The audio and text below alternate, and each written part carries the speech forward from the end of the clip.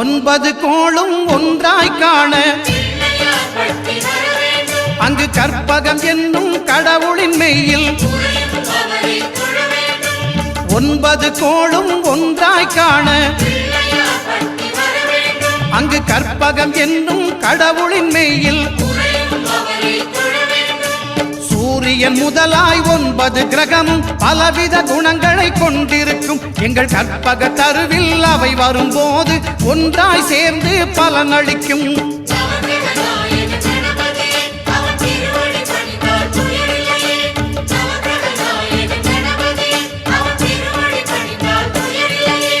ஒன்பது கோளும் ஒன்றாய் காண